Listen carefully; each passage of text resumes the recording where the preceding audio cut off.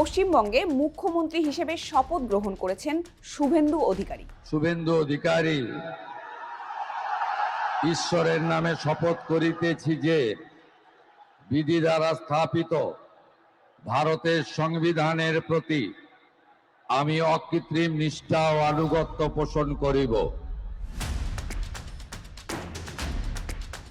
কিন্তু তাকে এক সময় ধরা হতো তৃণমূল কংগ্রেসে মমতা ব্যানার্জির উত্তরাধিকারী। পশ্চিমবঙ্গের ৩৪ বছরের বাম শাসনের পতন আর মমতার উত্থানের সব থেকে বড় কারণ হিসেবে যে নন্দীগ্রাম আন্দোলনকে ধরা হয়, সেটিরও অন্যতম সংগঠক ছিলেন এই শুভেন্দু অধিকারী। কিন্তু মমতার সব থেকে বিশ্বস্ত এই নেতা কিভাবে হয়ে উঠলেন পশ্চিমবঙ্গে মোদির হাতিয়ার, জানবো আজকের স্টার এক্সপ্লেইনসে। শুভেন্দু অধিকারীর বাবা শিশির অধিকারী ছিলেন একজন কংগ্রেস নেতা। রাজ্যটিতে তৃণমূল কংগ্রেসের যাত্রা শুরুর পর তিনি কংগ্রেস ছেড়ে মমতার দল ভারী করেন। বাবার পথ ধরে শুভেন্দুও নাম লেখান তৃণমূলের রাজনীতিতে। ২০০৬ সালে হন বিধানসভার সদস্য। তখন রাজ্যটিতে চলছে বামফ্রন্ট সরকার। তারা শুভেন্দুর নির্বাচনী এলাকা সংলগ্ন নন্দীগ্রামে রাসায়নিক শিল্প হাব গড়ার পরিকল্পনা করেন, যার জন্য দরকার ছিল প্রচুর জমি। সরকার জমি অধিগ্রহণ শুরু করলে নন্দীগ্রামের কৃষকরা আন্দোলন শুরু করেন, আর মমতা ব্যানার্জি ছিলেন সেই আন্দোলনের কাণ্ডারি। তৃণমূল স্তরে এই আন্দোলন সংগঠিত করেছিলেন শুভেন্দু অধিকারী। বিবিসি বলছে এই আন্দোলনে ১১ জন নিহত হন, যা পশ্চিমবঙ্গে ৩৪ বছরের বাম সরকারের ভিত নাড়িয়ে দেয়। আর তখন থেকেই শুভেন্দু হয়ে ওঠেন মমতা ব্যানার্জির দলের অন্যতম রূপকার। তৃণমূল কংগ্রেসে তার জায়গা শক্ত হয়ে ওঠে। ২০০৯ সালে লোকসভা নির্বাচনে সেই সময়ের সিপিআইএম এর হেভিওয়েট নেতা লক্ষণ শেঠকে হারিয়ে সংসদ সদস্য হন শুভেন্দু অধিকারী। ফলে তৃণমূল কংগ্রেস দলে সাংগঠনিক গুরুত্ব বেড়েই চলেছিল শুভেন্দু অধিকারীর। তাকে রাজ্যটির পশ্চিমাঞ্চলীয় জঙ্গলমহল এলাকার দায়িত্ব দেওয়া হয়, যে এলাকায় তখন মাওবাদীদের প্রবল প্রতিপত্তি। সেখানেও তিনি মমতার কাজ করতে থাকেন। ২০১৬ সালে নারদা নামের সংবাদ পোর্টালের একটি স্টিং অপারেশনকে কেন্দ্র করে বিতর্কে জড়ান শুভেন্দু।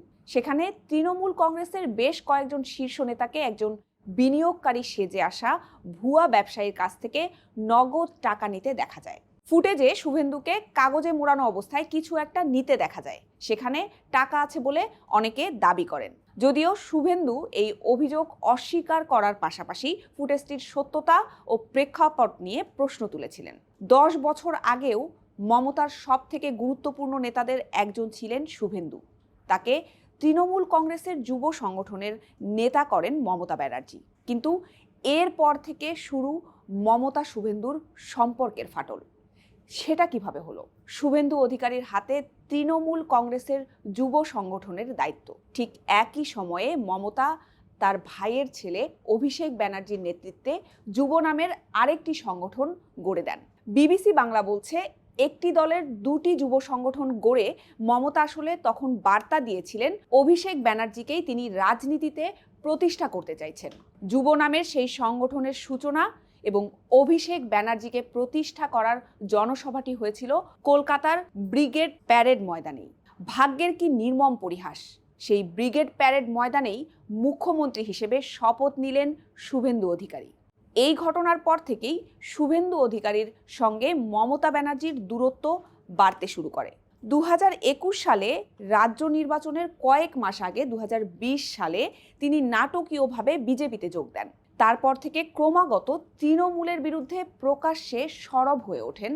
অভিষেক ব্যানার্জির বিরুদ্ধেও কথা বলতে শুরু করেন তিনি। সেই স্টিং অপারেশনের প্রসঙ্গে আবার ফেরা যাক।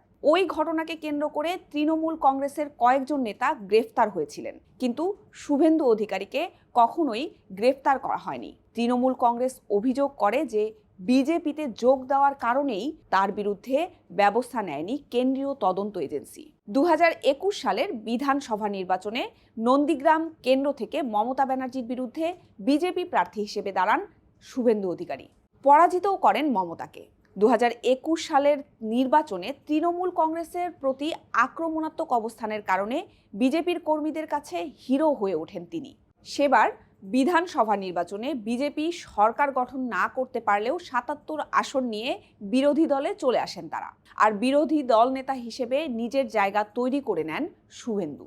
পরবর্তী 5 বছরে বিধানসভা এবং রাজপথ দুই জায়গাতেই আক্রমণাত্মক ভূমিকায় দেখা যেতে থাকে শুভেন্দু অধিকারীকে। তৃণমূল সরকারের বিরুদ্ধে দুর্নীতি, আইন শৃঙ্খলা, শিক্ষক নিয়োগ কেলেঙ্কারি থেকে শুরু করে প্রশাসনিক ইস্যু বিভিন্ন বিষয় নিয়ে ধারাবাহিকভাবে বিরোধীদের আন্দোলনের নেতৃত্ব দিয়েছেন তিনি। তৃণমূল কংগ্রেস মমতা ব্যানার্জি ও অভিষেক ব্যানার্জির বিরুদ্ধে যেমন অতি আক্রমণাত্মক থেকেছেন, তেমনি বারে বারে বাংলাদেশি অনুপ্রবেশকারী ইস্যুতেও টেনে নিজের জনপ্রিয়তা বাড়িয়েছিলেন তিনি।